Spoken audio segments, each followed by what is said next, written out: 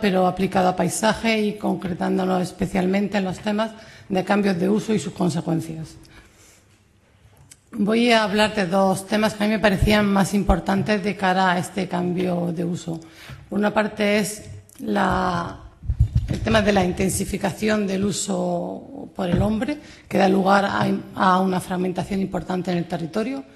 Y por otra parte es el abandono de las actividades tradicionales, concretamente el abandono de la ganadería extensiva.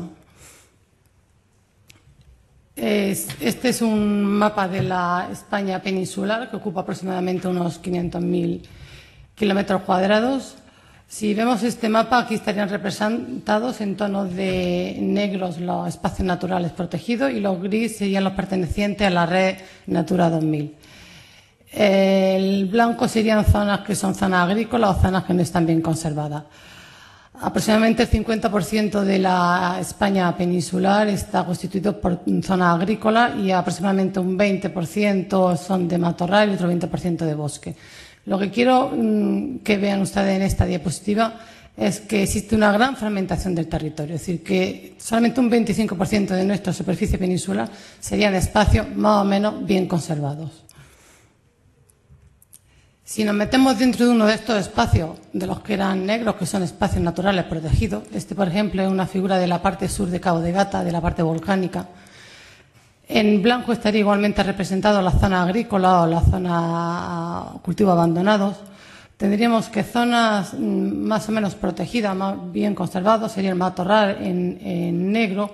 El gris oscuro sería la estepa de Esparto, pero como estamos en la parte sur, no es tan intensa como la parte norte del parque de Cabo de Gata. Y el gris serían los tomillares. Por lo cual, cuando ya entramos en un parque, vemos que también está muy fragmentado. Es decir, la fragmentación es un hecho real y un problema real que tenemos en nuestro territorio.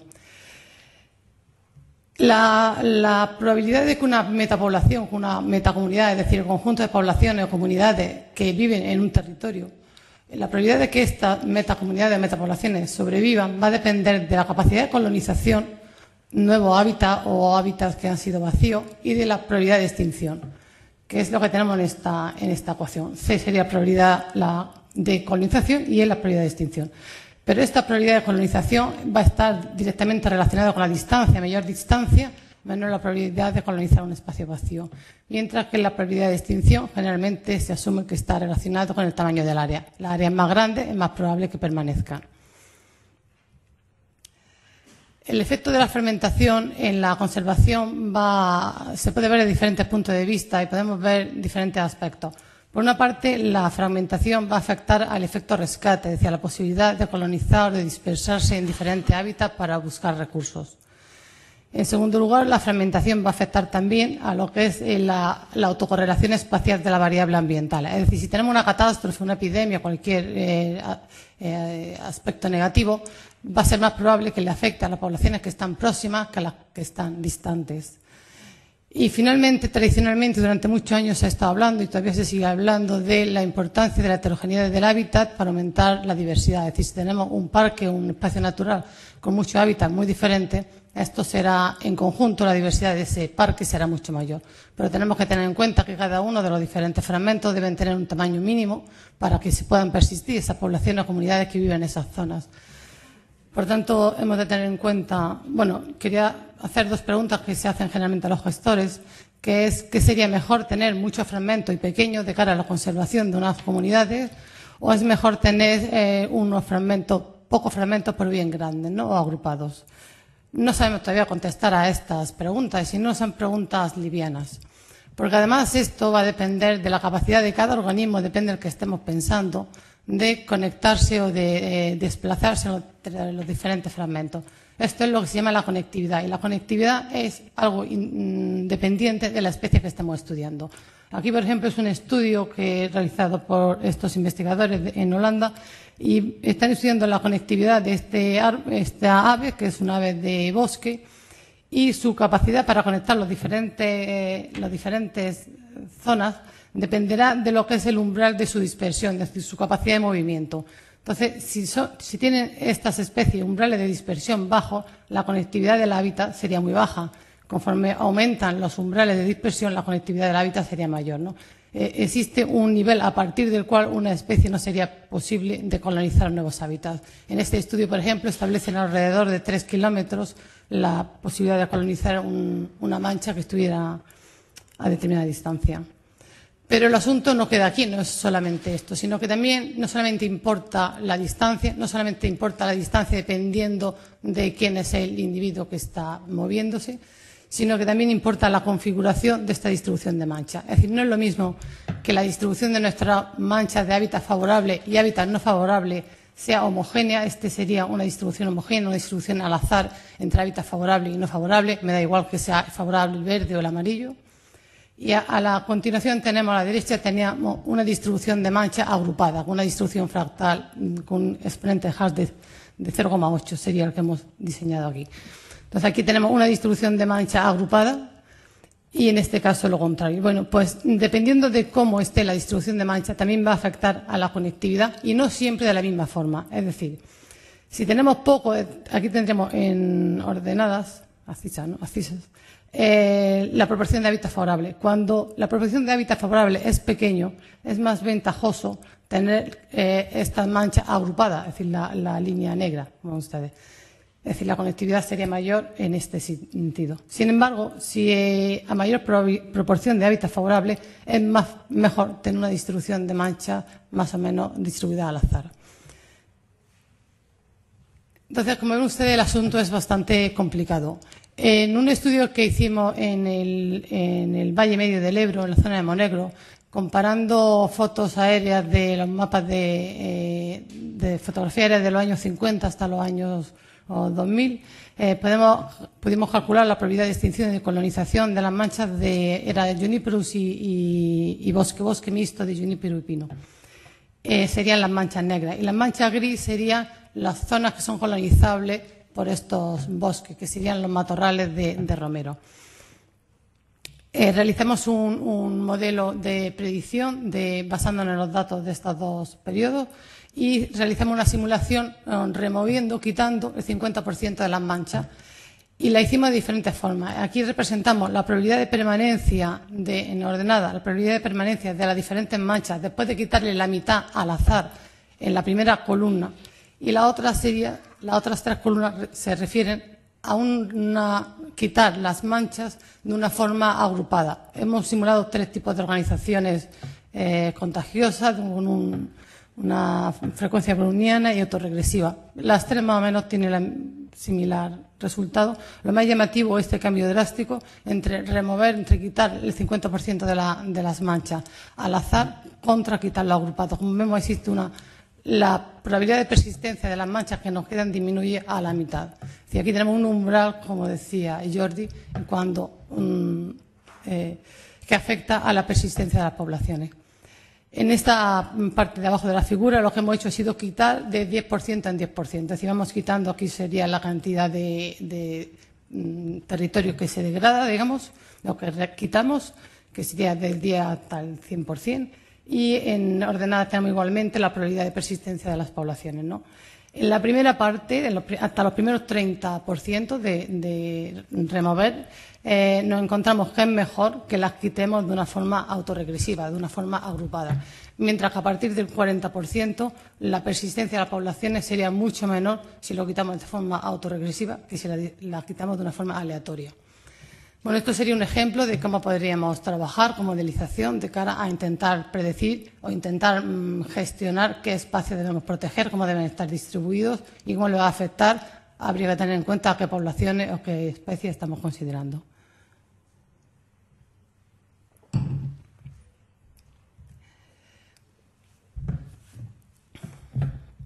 Bien, la distribución de las manchas en el espacio le afecta también a la distribución espacial de la diversidad. Es decir, cómo se distribuye, a qué cantidad de diversidad tenemos de esas diferentes manchas, va a depender de esa fragmentación del territorio.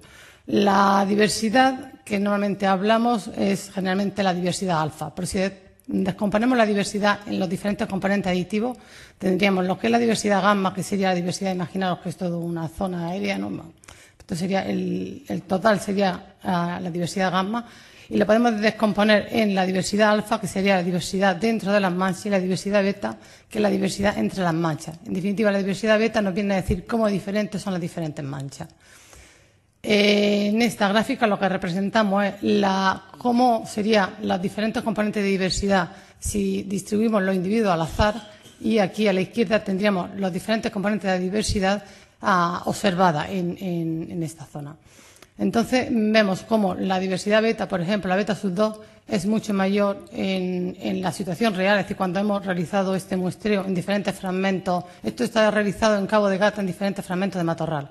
No sé si eran 11 o 14 fragmentos. Y entonces la diversidad beta es mayor, la beta sub 2 es mayor en los diferentes... debido a que existe una mayor diversidad en la composición de las especies que existen en cada uno de los fragmentos. Esto es lo que quiere decir. En definitiva, es decir que se ha estado diciendo muchas veces que si las especies son capaces de pasar, imaginaros en Cabo de Gata, pues de una mancha a otra, ¿no? Pues no es así, puesto que si estudiamos esta componente de la diversidad, vemos que las diferentes manchas tienen mayor separación en composición de las especies según la distancia que se...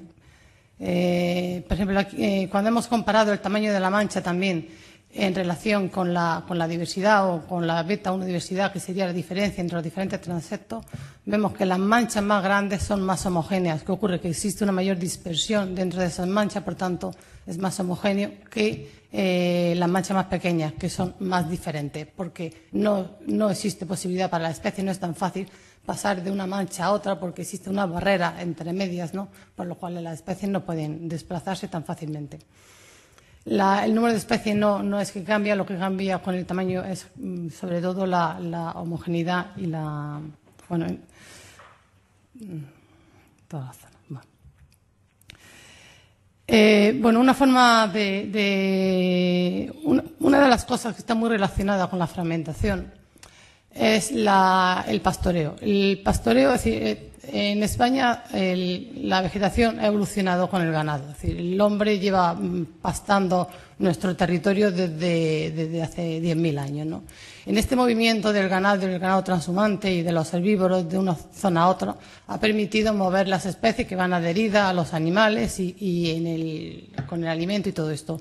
Con lo cual nosotros pensamos que el pastoreo tiene una función de reducir el efecto negativo, digamos, el efecto de barrera que hace la fragmentación sobre la especie.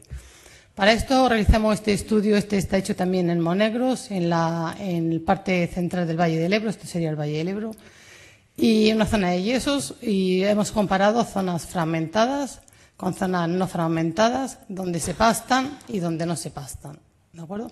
Y esto sería una foto aérea, digamos, de esta zona, que el fondo del valle está cultivado por cereal, y luego las colinas, que son las colinas de yeso, donde muestreamos estas plantas. Lo que vemos es que existe una mayor similaridad entre los diferentes fragmentos cuando las zonas están pastadas. Este sería la barra esta azul.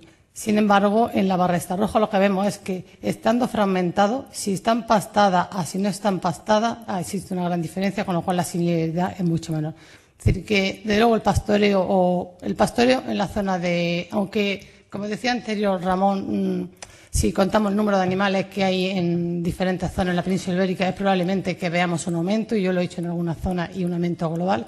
Lo que es el pastoreo extensivo, es decir, el mover los animales en el monte, eso sí que ha disminuido, porque no hay pastores, y si hay, y se desplazan poco y no están dispuestos a recorrerse ni 3 ni 20 kilómetros. Están los 500 metros alrededor del establo y punto. Entonces, bueno, un pastoreo liviano o bajo sí que tiene un efecto beneficioso, desde luego, en aminorar el efecto negativo de lo que hace de barrera de la fragmentación. Esto sería un poco la conclusión de este. Como esta es la primera parte de la conferencia, he decidido dar las conclusiones en este nivel para esta parte, y el segundo, que es completamente diferente, lo pongo a continuación.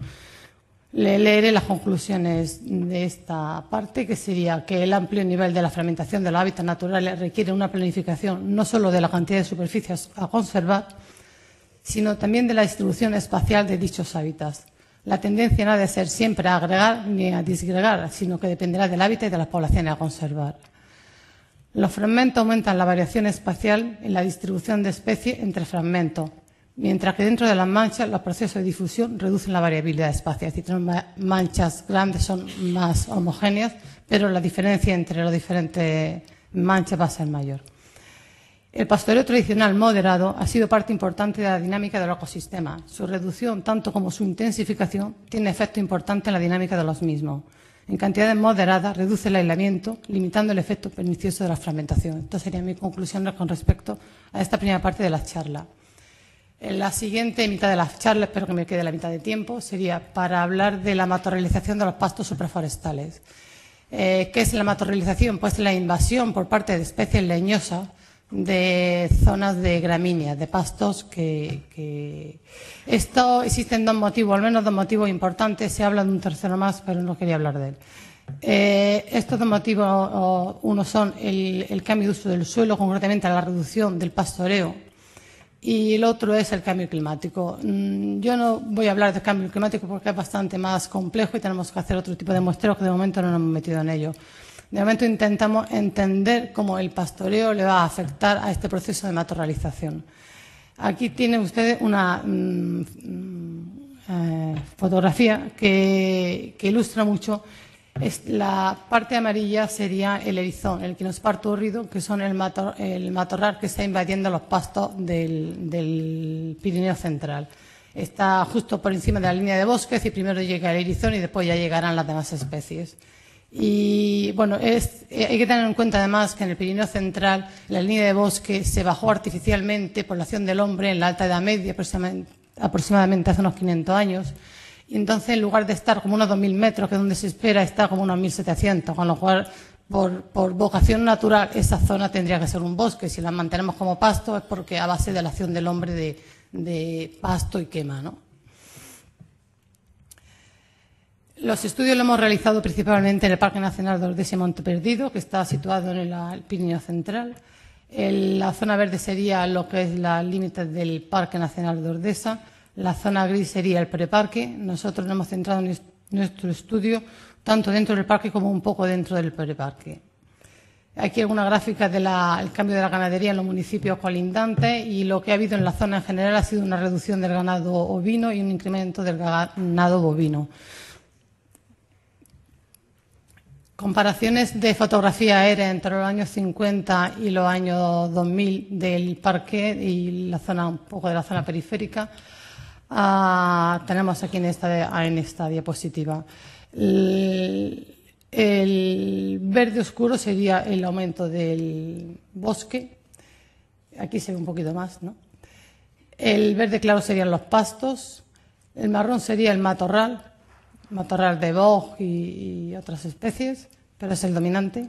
Amarillo sería el aumento del erizón, que es el que está en el límite con el matorral y ya los pastos. La parte gris serían los pastos alpinos y zonas así de suelo desnudo. Y bueno, los cambios no es que sean muchos, pero teniendo en cuenta que son continuos, pues lo que al final va a tener un significado muy importante en un parque que las dimensiones tampoco son muy grandes, son unas 16.000-18.000 hectáreas, ¿no? Si no me equivoco. Nos hemos encontrado en estos 50 años un 11% de los pastos se han lignificado, que son aproximadamente unas 1.000 hectáreas. Y de la cantidad de erizón que tenemos en el 1957, que eran aproximadamente unas 227 hectáreas, se ha duplicado en estos 50 años. Es decir, no son constantes, pero son persistentes, ¿no? Son continuos. No son grandes, pero son continuos. Esto sería un mapa de predicción de la distribución del erizón para el futuro. Las manchas verdes sería la actual distribución del erizón, mientras que lo gris sería la zona donde el erizón puede colonizar. El erizón va a colonizar zonas sobre todo orientadas al sur, en zonas con pendiente y bueno, tiene un límite superior a partir del cual no puede colonizar. El mapa de predicción tiene una probabilidad de certeza de un 80%, que no está nada mal porque no es nada fácil separar en foto aérea el erizón del pasto. Es muy difícil distinguirlo. Para intentar conocer la relación entre el pastoreo y la matorralización hemos realizado diferentes muestreos. Aquí presento los resultados más en relación con esta charla que me parecía importante destacar. Y comparando la diversidad, el índice de diversidad de Shannon, que todos ustedes conocen y es muy indicativo de la situación de una zona, comparando zonas con alto y bajo pastoreo dentro del parque, dentro de que no son zonas tampoco que, digamos, no estoy hablando de un alto pastoreo que significa una degradación, es decir, es alto y bajo pastoreo relativo a lo que estamos trabajando, pero no estamos hablando de degradación debido al pastoreo para nada. Pero lo que sí se observa en la zona llana, donde la intensidad de pastoreo va a afectar más a la comunidad de gramíneas, vemos que disminuye la diversidad en la zona más alta de Sesa, que es lo que comparamos con Tragoriz, para aquellos que conozcáis el parque. Sin embargo, cuando nos fijamos en las orientaciones sur y comparamos el efecto del pastoreo en la orientación sur, sí que observamos que el pastoreo lo que hace es permitir una mayor diversidad en los pastos que en la zona llana, que el pastoreo bajo, perdón. Esto se debe a la presencia de erizón, como lo ven, que se dispara ahí. Es decir, en la zona, el erizón se encuentra en las orientaciones sur, también invade las llanos, pero sobre todo ha empezado por la sur y ahora está ya bajando a los llanos. Y desde luego el ganado lo que permite es mantener a raya el erizón y permitir así la diversidad de los pastos. En algún momento alguien me preguntaba si esto es bueno o esto es malo. Bueno, yo aquí no estoy entrando si es bueno o es malo. Lo que estoy entrando es que el Parque Nacional de Ordesa tiene un 75% de su superficie son pastos supraforestales que están ahí por la acción del hombre y que desde luego si no se sigue actuando y haciéndolo como tradicionalmente se ha hecho, pues tendremos matorral de erizón y boj en estas mismas zonas. Y desde luego tienen mucha menos diversidad. Pero no es una decisión de lo ni que me tengo que tomar a mí y algo que la sociedad supongo que tendrá que decir o no sé, o cómo. Pero en cualquier forma, si no hacemos nada, es lo que va a ocurrir en 50, 100 años. Lo diremos en la próxima charla en varios años, cuánto tardará, porque será el objetivo. Aquí esto es una mancha de erizón en el año 1981 y en misma mancha en el año 2005. Y bueno, ven ustedes la diferencia de lo que está creciendo entre estos años, ¿no? Bueno, después de varios cálculos matemáticos hemos llegado a calcular exactamente cuál es la velocidad de expansión del erizón en los pastos de Ordesa y hemos llegado a obtener una tasa del orden de 0,01 de tasa anual y una velocidad de difusión de aproximadamente 2 metros por año. Como ven, es un poco más alta la velocidad en la zona de pendiente que en la zona llana, porque en la zona llana los pastos y el arbusto compiten más, digamos. En la zona de pendiente el arbusto está más confortable, es más competitivo, tiene más fuerza que en los pastos que tiene que competir con este conjunto de raíces tan densas que tienen los pastos en el suelo. Con el fin de seguir profundizando en ver cuáles son las causas, bueno, las causas ya más o menos las sabemos, pero en fin, para ver cuáles son los puntos débiles donde atacar y entender un poco más y hacer un modelo que nos permita predecir con la máxima exactitud y dónde actuar, pues hemos marcado aquí 4 manchas de la zona de Ordesa. Hemos marcado poblaciones en el borde, en el centro, porque sus parámetros demográficos y sus tasas vitales son diferentes, con el fin de entender todo esto. Y llevamos siguiéndolo, del 2005 fue la primera vez que los marcamos y llevamos siguiéndolo todos estos años. Bueno, una diapositiva de varias está el erizón, las plántulas con las targets que le ponemos para marcarlo. Hemos desenterrado de algunos, unos poquitos, la parte subterránea porque se reproduce tanto por reproducción sexual como vegetativamente. Entonces hemos calculado no solo los parámetros demográficos de reproducción sexual, sino también la vegetativa. Y bueno, calculan las diferentes situaciones, como varía. No quiero entrar en estos detalles porque acaba uno con la cabeza así, si sube, si baja, en tal o cual, ¿no? En definitiva, hemos calculado todos los parámetros, tanto vegetativos como reproductores, y con esto se lo hemos aplicado a un modelo de autómatas celulares que hemos realizado. Los modelos de autómatas celulares nos permiten estudiar la dinámica de una población teniendo en cuenta el espacio. Teniendo en cuenta que una especie solamente se puede desplazar a diferente distancia, el espacio es algo importante porque la especie no se desplaza homogéneamente por todo el área, sino solamente va al sitio que está al lado, ¿no? Entonces, por eso usamos los modelos de autómatas celulares. Son 3 estados, los que son bastante sencillos una vez que los conoces. S sería el arbusto, G sería las gramíneas, el pasto, y E sería el espacio vacío. Calculamos los algoritmos y diseñamos las ecuaciones que nos permiten pasar de un estado a otro, teniendo en cuenta tanto la reproducción sexual como la reproducción vegetativa. Esto es tal y como se ve en la realidad, una fotografía de erizones que vaya ahí en una zona de borde. La parte verde clara sería el pasto, los puntitos oscuros serían distribuidos al azar diferentes manchas de erizón y lo gris sería el suelo desnudo en proporciones de las que nos encontramos en la zona. Bueno, pues hacemos una proyección a X años, aquí tengo puesto 200, y esto es lo que nos queda, cómo se va invadiendo el erizón al cabo de este periodo. Lo mejor de esto es que el ajuste, es decir, la tasa de incremento del erizón al cabo de pocos años se estabiliza a los mismos niveles que hemos encontrado con los datos reales que hemos tomado en el campo, es decir, 0,01. Es decir, en este momento puedo decir que la tasa de expansión del erizón en Ordesa son 0,01 de tasa anual, y esto lo hemos visto tanto por datos o calculándolo sobre el campo con las especies, siguiéndolo y haciendo los cálculos directo como en la modelización. Bueno, con este tipo de modelos ya se puede jugar sin tener que ir a... Es decir, se puede visualizar diferentes gestiones, ¿no? Y podemos decir qué pasa si quemamos, qué pasa si pastamos, cuánto debemos de quemar, cuánto debemos de pastar, en el caso que deseemos controlar el crecimiento del erizón. Bueno, en la simulación cogemos una mancha, hemos quemado un 10% cuando llega a partir de determinado tamaño. También podemos decir a partir de qué tamaño debemos de quemar, pues tal, qué proporción tal, cómo debe estar distribuido. Toda esta historia ya se pueden hacer una vez que un modelo se nos ajusta a la realidad. Bueno, aquí hemos quemado este 10% y vemos que en apenas 4 o 5 años eso se nos cubre enseguida otra vez de erizón. Bueno, esto lo sabe cualquiera de la zona, hablas con cualquier de la zona que vive ahí, saben que queman y a los 4 o 5 años lo vuelve a tener cubierto y no notas nada. Hemos seguido jugando y hemos dicho, bueno, pues entonces tenemos que meter ganado. Si quemamos no nos basta, tendríamos que meter ganado. ¿Cuánto metemos? De momento estamos jugando con datos porque de esto yo no tengo datos todavía y en esto estamos trabajando. Y es, si metemos una tasa de ganado de H igual a 1, que sería todas las plántulas se las va a comer el ganado, donde es más sensible el erizón sería en las plántulas. Es decir, un erizón una vez ha crecido, eso no hay quien lo acabe con él. Ahora, las plántulas, las semillas que germinan, sí. Se nos cayó un rayo casualmente hace un par de años en una de las manchas que estábamos muestreando.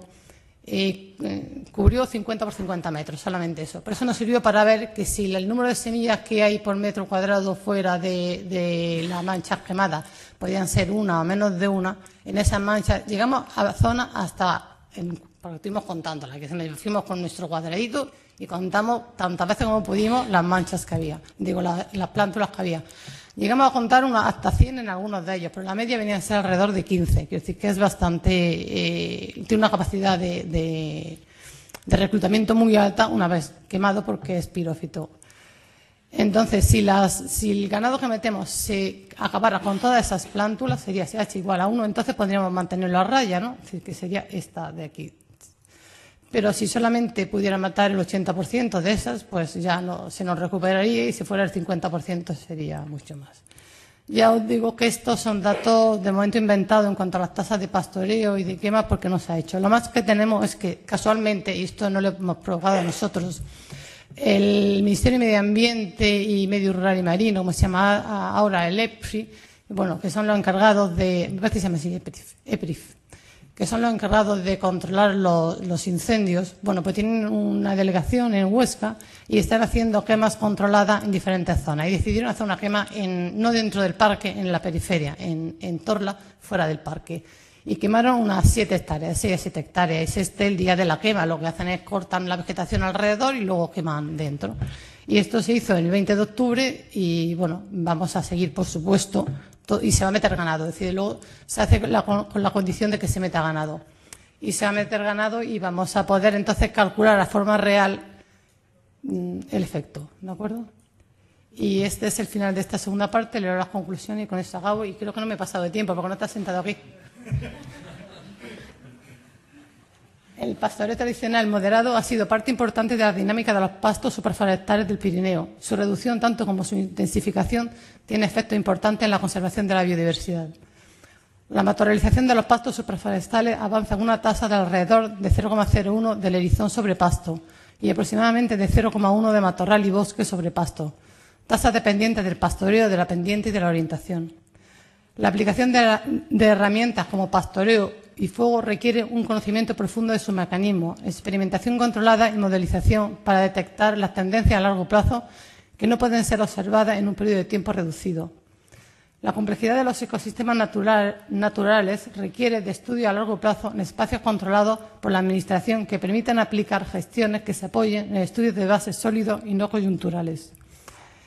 Agradecerle a los organizadores del simposio de nuevo, a las administraciones de los espacios naturales que nos permiten trabajar y nos hacen la vida fácil allí, como son la del Parque Nacional de Ordesa y Monte Perdido, la del Parque Nacional del Cabo de Gata, donde también llevo gran parte de mi investigación, a la Junta de Andalucía y al Gobierno de Aragón, que nos facilitan también los accesos a las zonas. Aquí he nombrado, aparte de mis colaboradores, digamos, a los que más están conmigo en todas las cosas, como Yolanda Puello, Benjamín Coma, Guillermo Bueno, o Sonia Kefi, Yacinco Uva, Juan Scott, Teresa Navarro, Ricardo García González o Daniel Gómez, entre otros. Y nada más.